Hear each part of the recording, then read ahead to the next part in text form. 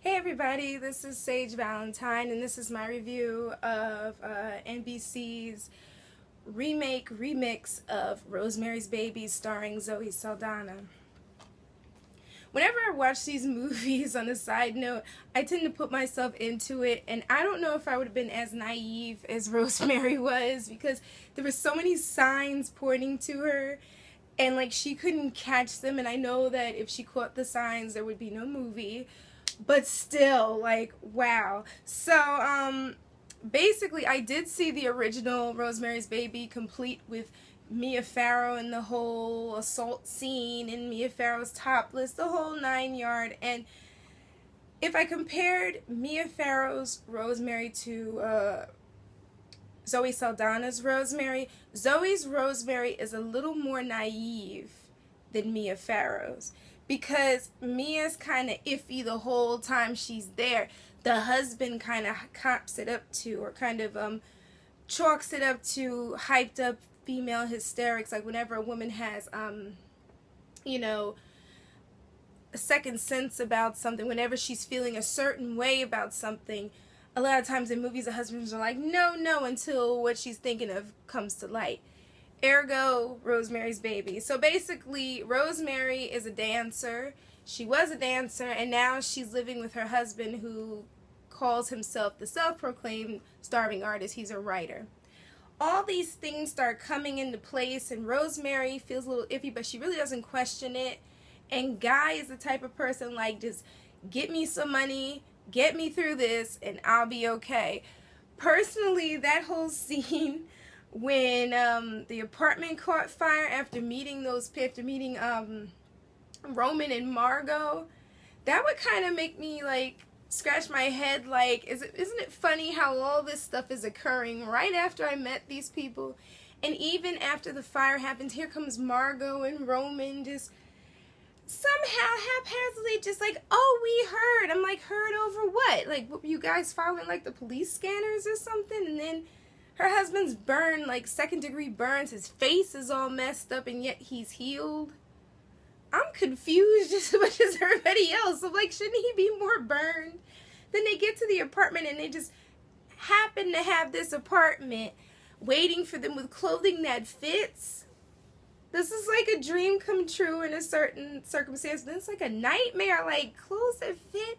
Then all these things keep happening, especially that scene when Rosemary's at the party, and she sees that strange orgy thing going on with it. Looked like the Stephen Mercado, aka I guess Satan, and he's like in this whole scene. It's like he's having sex, and then when she looks away, she's like all turned on, and when she looks back in the room, it's gone. Like that's another sign she kind of missed.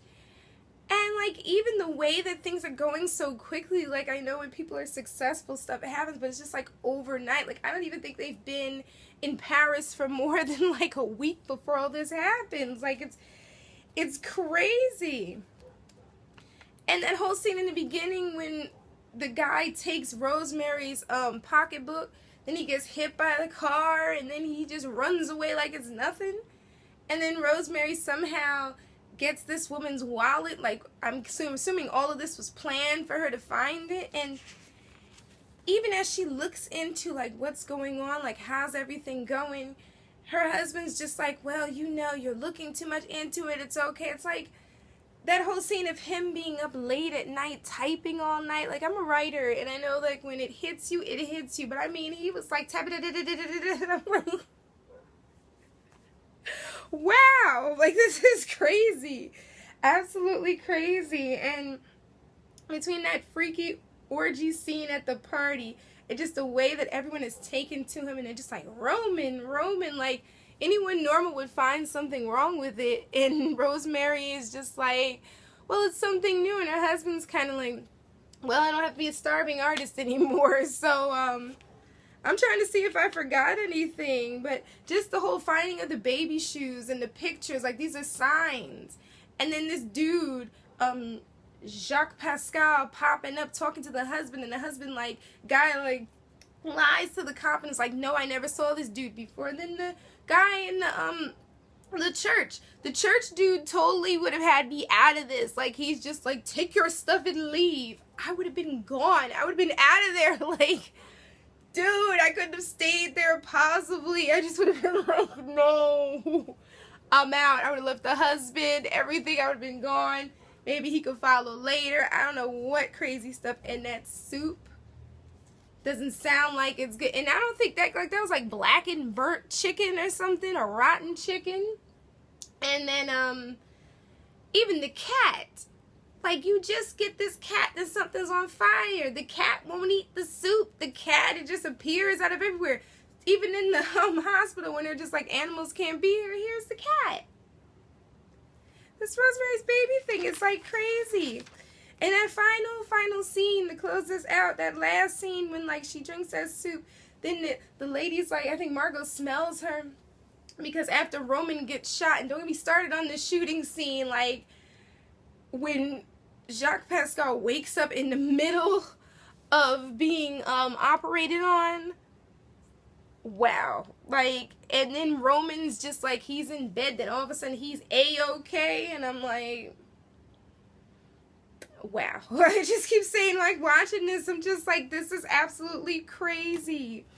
And then they get home, and, like, this woman Margot keeps kissing Rosemary, and then, like, through the whole 2 hours, she's like, every so often she's kissing her. I'm just like, this is kind of weird, kind of freaky, and I'm not sure if Rosemary goes that way, but she's so naive that, like, she kind of goes with it. And then that scene at the end, like, when she's smelling her and she's ripe, then she drinks this soup. The cat is there, that creepy cat.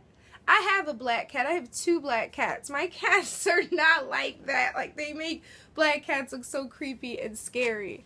But anyway, I have an old one and a skinny one whose face is not as drawn in as that kitty in the movie, but he's pretty creepy on his own. He's full of love, full of life. But that last scene with the orgy and everything, and it's just like, she's like having sex with her husband at first, then she's like goes still, then that Margot's like kissing and touching her. Then that staff, did I mention the staff? I forgot that staff that Stephen Mercado or whoever, it could be Roman changing faces or something, that staff rubbing it against her body, and then all of a sudden she's having sex and she's like feeling his back, and he's got like a demon back, like possessed type stuff. This movie is crazy, and I'm probably not even gonna get to watch the second part until after Grey's Anatomy, because I gotta see Christina leave. Like, I don't want to miss Christina leaving, but then this absolute ball of crazy is even better. Like, NBC is like pushing the envelope with all these shows. I can't wait till the fall. Like, you got Dracula and there's sexy, crazy violence, and you have Hannibal and like their wild, eroticized crime scenes. It's like artsy crime scenes. I don't know what else to do with NBC. This is gonna be crazy. I can't wait till Constantine though.